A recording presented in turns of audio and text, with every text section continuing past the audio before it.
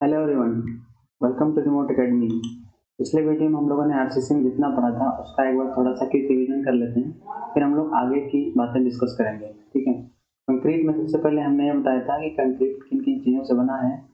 तो उसमें मैंने बताया था कि कंक्रीट में सीमेंट होता है, सैंड होता है, फोर्स एग्रीगेट होता है, वाटर होता है। मेनली इतना होता है। एडमिक्सर कंपलसरी नहीं है, एडमिक्सर हम डालना चाहें तो डाल सकते हैं, नहीं डालना चाहें तो ना डालें।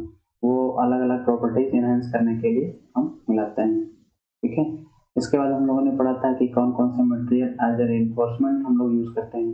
रेनफोर्समेंट मटेरियल हम कोई भी मटेरियल यूज़ कर सकते हैं जिसमें टेंसाइल स्ट्रेंथ हो, लेकिन जिनकी हम स्टील ही प्रेफर करते हैं, क्योंकि उसका रीज़न ये है कि जो थर्मल एक्सपेंशन कोफिशिएंट है, जिसको हिंदी में बोलते हैं ऊष्मीय प्रसार गुणांक।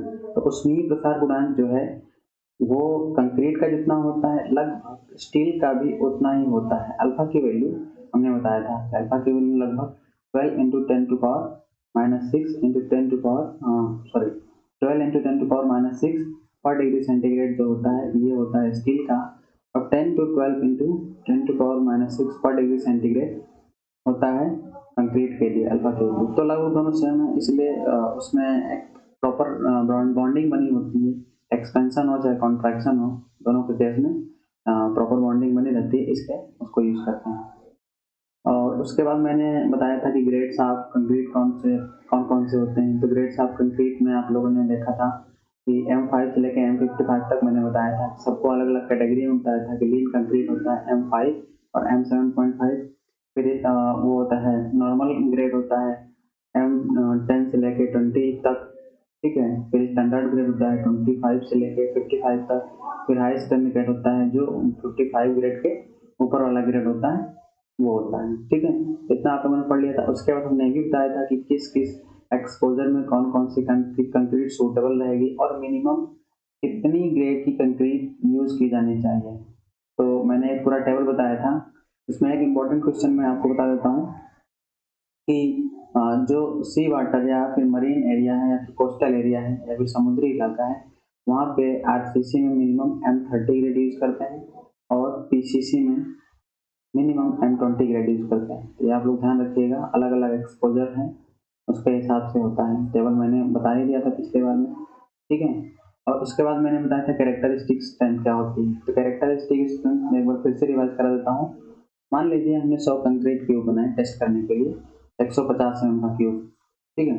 तो उस 100 में अगर हम जिस पर्पस के लिए, जिस स्ट्रेंथ के लिए हमने उसमें इंग्रेडिएंट्स मिला करके हमने कंक्रीट रेडी किया है, तो उसका अगर हम टेस्ट करें तो उसमें कम से कम 95 क्यूब जिस स्ट्रेंथ की टेस्ट कर रहे थे उससे ज़्यादा स्ट्रेंथ शो करें, और मैक्सिमम 5% ही उससे कम स्ट्रेंथ शो करें। तो उस स्ट्रेंथ को हम लोग बोलते हैं कैरेक्टरिस्टिक स्ट्रेंथ।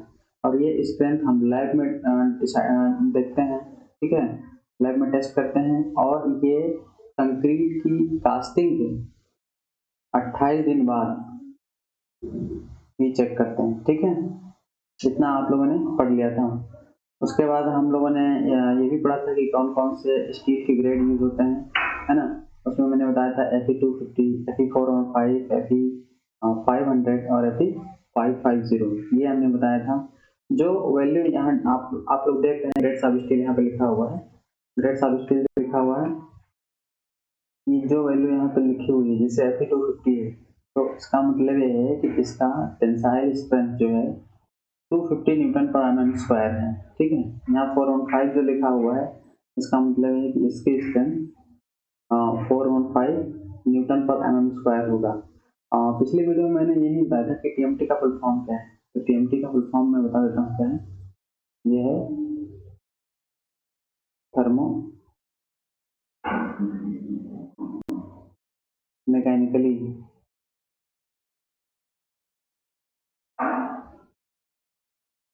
Treated bars.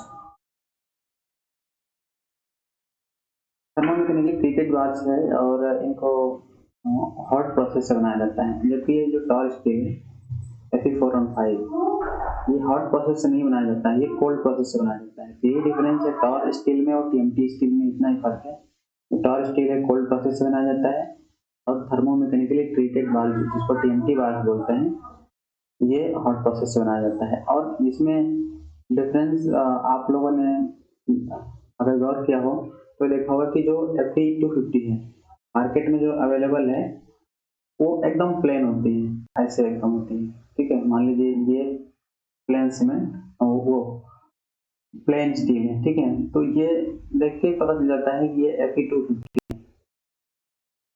ठीक है, जबकि जो HYSD होता है उसमें डिफॉर्मेशन होती है, उसमें रिब्स बनी होती हैं ऐसे ऐसे करके, आपने देखा होगा। मार्केट में जनरली हम लोगों को जो दिखता है मैक्सिमम हम लोग यही यूज करते हैं, HYSD बार्स। ठीक है, तो ये जो आपको दिख रहा है ये ऐसे ऐसे रेखाएं बनी हुई है, लाइंस बनी हुई हैं, इन्हीं को बोलते हैं रिब्स।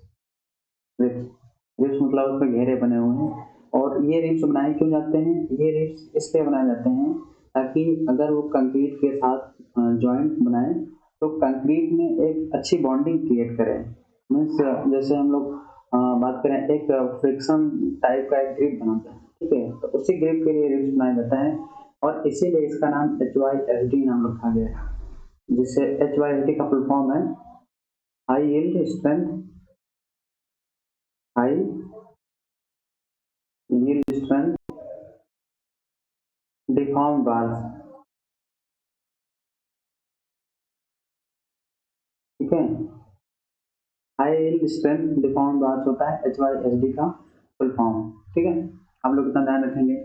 और मैंने जब कंक्रीट में ग्रेड्स बताए थे, कंक्रीट के डिफरेंट डिफरेंट ग्रेड्स M5 से M55 तक, तो उसमें मैंने आप लोगों को एक चीज नहीं बताया था, वो है प्रोपोर्शनिंग ऑफ इंग्रेडिएंट्स। वो रीजन है क्यों नहीं बताया था, उसका रीजन यही है कि डिफरेंट डिफरेंट ग्रेड्स, फिर उनकी कैरेक्टराइजेशन, लीन कंक्रीट ग्रेड कौन सी है और स्टैंडर्ड कौन सी है, मीडियम ग्रेड कौन सी है, तो हाई स्टैंडर्ड ग्रेड कौन सी है। तो इनमें से हमें अगर एक साथ सारी चीज़ें पढ़ लेंगे तो कंफ्यूज हो जाएंगे। इसीलिए मैंने ये जो प्रोपोर्शनिंग है इसको मैंने नहीं बताया, क्योंकि इसमें भी बहुत सारे रेशियो आप लोग देख रहे हैं यहाँ पे। ये रेशियो है, ये रेशियो है, ये रेशियो है। तो M5 के लिए जो रेशियो है 1:5:10 किसका रेशियो है? सीमेंट, सैंड और कोर्स एग्रीगेट, या फिर हम कह सकते हैं सीमेंट, फाइन एग्रीगेट और कोर्स एग्रीगेट। जो आपको ये FA दिख रहा है यहाँ पे वो फाइन एग्रीगेट है, जो CA दिख रहा है यहाँ पे वो कोर्स एग्रीगेट है। ठीक है, कोर्स एग्रीगेट की मीनिंग है, जिसको हिंदी में आप लोग गिट्टी बोलते हैं, वही कोर्स एग्रीगेट है। और फाइन एग्रीगेट बालू है। ठीक, M5 के लिए 1:5:10 रेशियो होता है, M7.5 के लिए 1:8। और ये याद होना बहुत जरूरी है, ये याद होना ही चाहिए, क्योंकि किसी भी डिजाइन के लिए हमें ये रेशियो लेना ही पड़ता है। ठीक है, याद होना चाहिए। और कंप्रेसिव स्ट्रेंथ जो ग्रेड में जो वैल्यू लिखी हुई है, ये M के साथ जो 5 लिखा है, तो इसका मतलब ये है कि इसकी स्ट्रेंथ जो होगी, कंप्रेसिव स्ट्रेंथ 5 न्यूटन पर mm² होगी। M7.5 लिखा हुआ है, इसका मतलब है कि M7.5 ग्रेड की स्ट्रेंथ जो है 7.5 न्यूटन पर mm² होगी। ठीक है, तो कंप्रेसिव स्ट्रेंथ याद करना तो बहुत आसान है। ये इतने सारे रेशियो याद करने के लिए क्या ट्रिक लगाएं, तो आप लोग एक ट्रिक लगा सकते हैं। आप देखिए M10 में जो रेशियो है सीमेंट, सैंड और कोर्स एग्रीगेट का, वो है 1, 3 और 6। अगर इनका हम सम करें तो कितना आता है? 6, 3, 9, 1, 10। तो M10 का रेशियो भी जोड़ने पे 10 आ रहा है। तो यहाँ से हम सिर्फ इसको याद करेंगे, M10 को याद कर लेते हैं। इसके बाद जैसे जैसे हम आगे बढ़ते जाएंगे एक एक वैल्यू कम करते जाएंगे। ठीक है, M15 के लिए जहाँ 3 था सैंड की वैल्यू, वहाँ 2 कर लेंगे और उसका 2 गुना एग्रीगेट होगा। ठीक, तो M15 के लिए 1, 2, 4।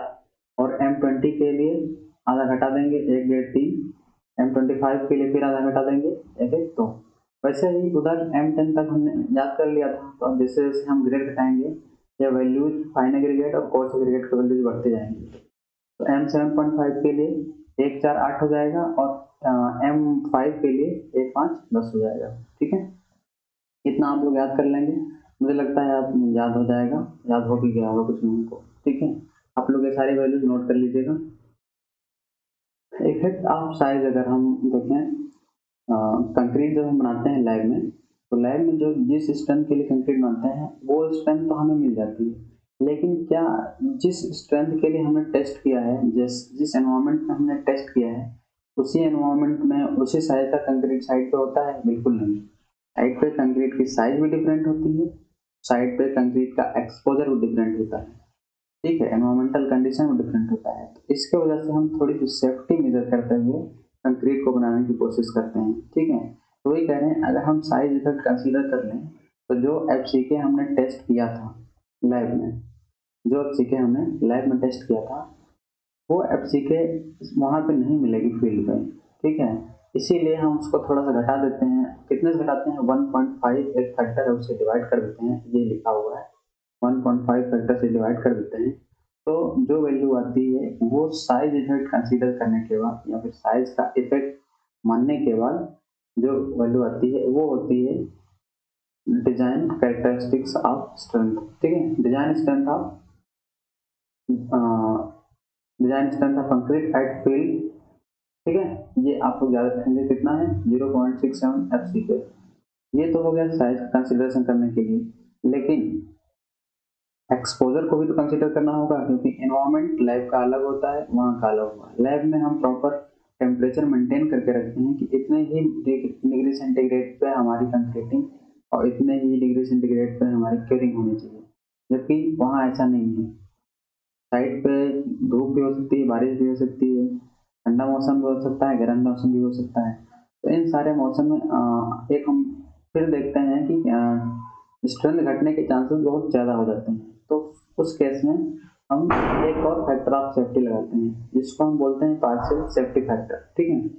तो वो भी फैक्टर है, उसको फैक्टर ऑफ सेफ्टी बोलते हैं। वो भी 1.5 से ही डिवाइड करते हैं। ये जो लिखा हुआ है 1.5, ये फैक्टर ऑफ सेफ्टी है, ठीक। यहाँ पर हम लिख सकते हैं factor of safety equal to 1.5, ठीक है।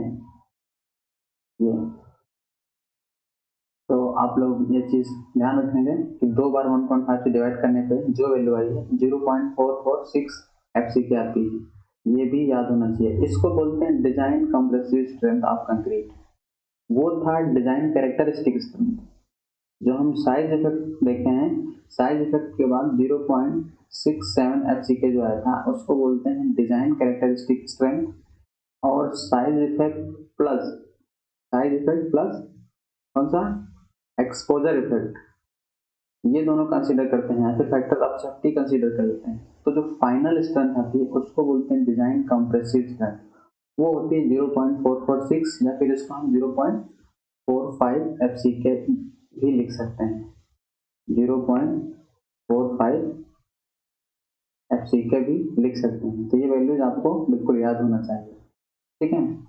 पार्शियल सेफ्टी फैक्टर वही चीज है जो पार्शियल सेफ्टी फैक्टर मैंने ये बताया था, फैक्टर ऑफ सेफ्टी, यही पार्शियल सेफ्टर फैक्टर है, ठीक है। कंक्रीट के लिए जो पार्शियल सेफ्टर फैक्टर होता है, पार्शियल सेफ्टी फैक्टर होता है वो 1.5 होता है, जबकि स्टील के लिए 1.15 होता है। ये भी याद करने वाली पॉइंट है, आपको याद ही करना पड़ेगा, ठीक है। तो यहाँ पे क्वेश्चन ये उठना चाहिए कि पार्शियल सेफ्टी फैक्टर क्यों बोला गया। फैक्टर ऑफ सेफ्टी तुमने पहले बोल ही दिया था। उसका रीजन ये है क्योंकि यहाँ पे दो मटेरियल आ गया, मतलब कुछ पार्ट में स्टील को हम फैक्टर ऑफ सेफ्टी दे रहे हैं और कुछ पार्ट में कंक्रीट को सेफ्टी फैक्टर दे रहे हैं। तो पार्शियल का मतलब है पार्ट में, दो पार्ट में दे रहे हैं, इसीलिए, ठीक है, पार्शियल सेफ्टी फैक्टर बोला गया है। आप लोग ध्यान रखेंगे।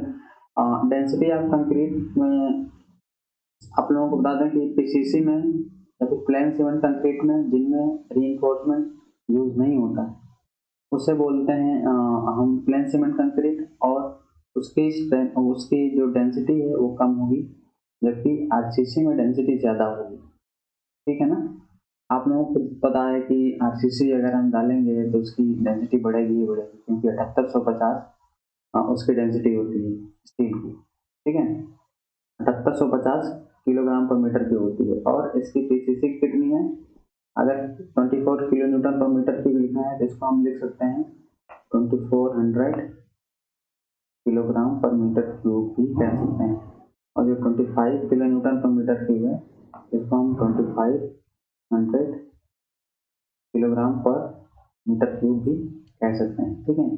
तो किलो न्यूटन पर मीटर क्यूब जो है वो 1/100 होता है किसके? किलोग्राम पर मीटर क्यूब। ये पॉइंट भी, कन्वर्जन भी याद रखना है आपको। दोनों फॉर्म में क्वेश्चन आपसे पूछा जा सकता है। हम लोग अभी न्यूमेरिकल पढ़ाएंगे तो अभी सब क्लियर हो जाएगा। जब ये जो इंट्रोडक्शन का पार्ट फिनिश हो जाएगा तो हम लोग न्यूमेरिकल और सोल्यूशन सब देखेंगे, ठीक है। हम लोग डिटेल में क्वेश्चंस करेंगे, question answers. Stress strain behaviour आपका देखना है, स्ट्रेस वर्सेस स्ट्रेन में क्या क्या कैसे बिहेव करती है कंक्रीट। तो एक्चुअली में कंक्रीट जो होती है लगभग कुछ कुछ हद तक वो लीनियरली वेरी करती है, ठीक है। मतलब कहने का ये है कि जैसे जैसे स्ट्रेन बढ़ाते हैं तो कुछ शुरुआती पॉइंट में, शुरुआती टाइम में कंक्रीट में जो चेंजिंग आता है या फिर हम कह सकते हैं कि स्ट्रेस में बदलाव आता है वो लीनियर होता है। लीनियर को हिंदी में रैखिक बोलते हैं। इसका मतलब क्या है, एकदम प्रोपोर्शनल चेंज हो रहा है कि जिस तरीके से स्ट्रेन बदल रहा है उसी रेशियो में स्ट्रेस बदल रहा है। लीनियर का मतलब यही हुआ कि डायरेक्टली प्रोपोर्शनल है और सेम जिस रेशियो में स्ट्रेन बदल रहा है उसी रेशियो में स्ट्रेन बदल रहा है। कहाँ तक, कुछ शुरुआती पॉइंट तक। ये जो मैंने मार्क किया हुआ है ये लाइन यहाँ से और ओरिजिन से वहाँ तक, ठीक है। मान लेते हैं अगर ए पॉइंट है तो ओ से ए तक जो है वो लीनियरली वेरिएबल है और वो किस पॉइंट तक है, वो लगभग कैरेक्टरिस्टिक स्ट्रेंथ के 1/3 के बराबर होता है लगभग, ठीक है। उतने ही पॉइंट तक ये लीनियर होता है। उसके बाद ये नॉन लीनियर डिफॉर्मेशन शो करने लगता है, ठीक है।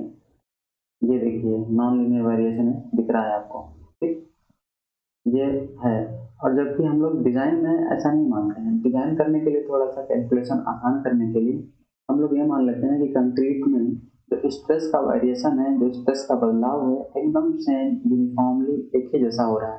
तो हमने इसको पूरा का पूरा ये यूनिफॉर्मली मान लिया। ये जो आपको दिख रहा है ये कर्व, ये हमने मान लिया है कि ये नॉन लीनियर या फिर पैराबोलिक वेरिएशन हो रहा है। डिजाइन पर्पज में हम पैराबोलिक ही मान लेते हैं, इसमें स्ट्रेट लाइन नहीं दिखाते हैं, ठीक है। और डिजाइन में हम लोग एक चीज ये भी ध्यान रखेंगे कि ये जो 0.002 लिखा है ये स्ट्रेन है और ये हम लोग लिमिट करके चलते हैं कि मैक्सिमम इतनी ही स्ट्रेन कंक्रीट में आनी चाहिए, इससे ज़्यादा नहीं आनी चाहिए। ये जो वैल्यू लिखी है इसीलिए हम लोग इसको बोलते हैं LSM मेथड। LSM मतलब लिमिट स्टेट मेथड। अभी मैं बताऊंगा कि कितने मेथड से डिजाइन किया जाता है, ठीक है। तो LSM मेथड है, यही इसी चीज को डिनोट करता है कि हम स्ट्रेन को लिमिट लगा देते हैं, इससे ज़्यादा स्ट्रेन नहीं आना चाहिए। यानी कि हम स्ट्रेन को पहले फिक्स कर लेते हैं, उसके बाद सारी कैलकुलेशन करते हैं डिजाइन में, ठीक है। जो इसमें 3 आपको देख रहे होंगे 3 ग्राफ। तो जो नीचे वाले ग्राफ है वो लोअर ग्रेड के लिए, यानी कि अगर हम लोअर वाली ग्रेड को मान लेते हैं कि ये M20 है और अपर वाली ग्रेड फिर ज्यादा होगी, ऊपर वाली ग्रेड मान लेते हैं M35। तो ये बीच वाली ग्रेड M30 या M25 होगा, ये मान लेते हैं M25। तो यहाँ से आपने क्या देखा, यहाँ से भी क्वेश्चन बनता है कि जैसे जैसे हम ग्रेड बढ़ाते जाते हैं वैसे वैसे कम स्ट्रेन पे ज़्यादा स्ट्रेन दिखता है। फॉर एग्जांपल अगर आप देखें बीच वाले को M25 को, M25 में इस पॉइंट पे देखें, अगर इस पॉइंट पे स्ट्रेन कितनी है, इतनी है 0.002 है, ठीक है, 0.002 है। लेकिन अगर हम M35 पे देखें तो M35 की जो स्ट्रेस है, स्ट्रेस कहीं न कहीं M25 के कंपैरिजन में कुछ ज़्यादा है, ठीक है, जबकि स्ट्रेन उतना ही है। तो ये सिंपल सी एक लाइन है आपको याद रखनी है कि अगर स्ट्रेन को कांस्टेंट रखा जाए, ग्रेड बढ़ा दिया जाए तो स्ट्रेसेस बढ़ जाएंगे। या फिर हम ये कह सकते हैं कि जैसे जैसे हम ग्रेड बढ़ाते जाते हैं वैसे वैसे कम स्ट्रेन पे ज़्यादा स्ट्रेस मिलता है और जैसे जैसे हम ग्रेड घटाते जाते हैं वैसे वैसे कम स्ट्रेन पे कम स्ट्रेस और ज़्यादा स्ट्रेन पे ज़्यादा स्ट्रेस, ठीक है। ये आप लोग याद रखेंगे। फिर उसके बाद हम लोग पढ़ते हैं मॉडुलस ऑफ इलास्टिसिटी। कंक्रीट की मॉडुलस ऑफ इलास्टिसिटी क्या होती है, तो मेनली हमको डिजाइन में सेकंड मॉडुलस ही पढ़ना होता है, ठीक है। लेकिन फिर भी हम लोगों को ये पता होना चाहिए कौन कौन सी मॉडुलस ऑफ इलास्टिसिटी होता है। तो मेनली 3 मॉडुलस ऑफ इलास्टिसिटी है, initial tangent modulus, second tangent modulus और टेंजेंट मॉडुलस, ये 3 है। तो इनिशियल टेंजेंट मॉडुलस आप देखिए क्या होता है। जो हमने अभी ग्राफ ऊपर बनाया था उस ग्राफ में हम ओरिजिन से एक स्पर्श रेखा खींचते हैं। ये ओरिजिन है, ओरिजिन मूल बिंदु, वहां से एक हमने ये स्पर्श रेखा खींची है, ये वाली, ठीक है। तो ये स्पर्श रेखा जो है अगर हमने खींच दिया तो वो स्पर्श रेखा हॉरिजॉन्टल जितना एंगल बना रही है, ठीक है, जितना एंगल बना रही है उसी का स्लोप जो है, उसी का slope initial tangent modulus of elasticity. इसका यूज हम लोग लिमिट स्टेट मेथड में नहीं करते हैं, ठीक है। उसका रीजन क्या है? उसका रीजन यही है क्योंकि हम लोग ये मान के चलते हैं कि हमारी जो स्ट्रक्चर है वो डायनेमिक लोडिंग के लिए नहीं बनाई जा रही, ठीक है। बहुत ज़्यादा डायनेमिक लोडिंग नहीं आ रही है उस पर, और लोडिंग जो है अगर डायनेमिक आ भी रही है तो बहुत शॉर्ट टर्म के लिए आ रही है, लॉन्ग टर्म के लिए नहीं आ रही। तो इसलिए ये चीज़ डायनेमिक के लिए है, ठीक। ये जो कर्व है स्ट्रेस और स्ट्रेन का ही कर्व है, आप लोग दूसरा मत समझिएगा, ठीक है। ये होता है। और सबसे इम्पोर्टेंट जो है सेकंड मॉडुलर, जिसका यूज करके हम लोग अपना डिजाइन करते हैं आरसीसी में, कंक्रीट में, ठीक है। तो वैसा ही है, इसमें हम लोग पैराबोलिक मान लेते हैं। हमें ये नहीं पता है कि इसका यील्ड पॉइंट कौन सा है। यील्ड पॉइंट का मतलब मैं बताता हूँ पहले यील्ड पॉइंट क्या है। यील्ड पॉइंट का मतलब ये है कि ये नहीं पता है कि कंक्रीट में परमानेंट डिफॉर्मेशन कब से शुरू होना शुरू हो जाएगा, ठीक है, कब से स्टार्ट हो जाएगा। यील्ड पॉइंट का मतलब यही है, सिंपल सी बात है।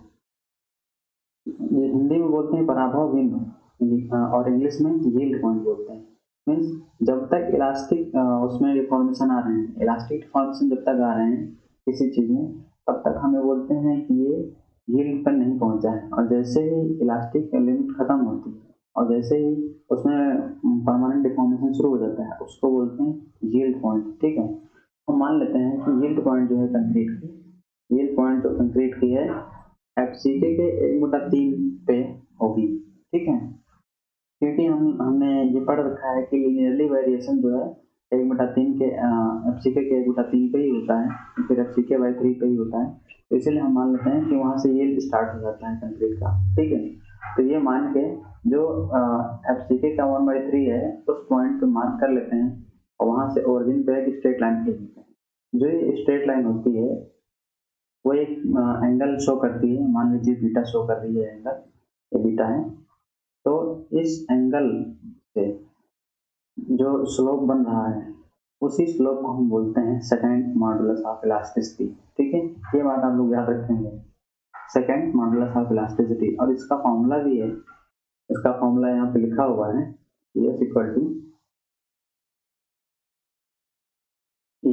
टू सॉरी इसी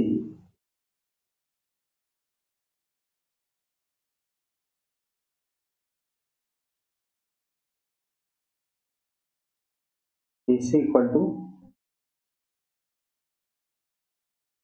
5000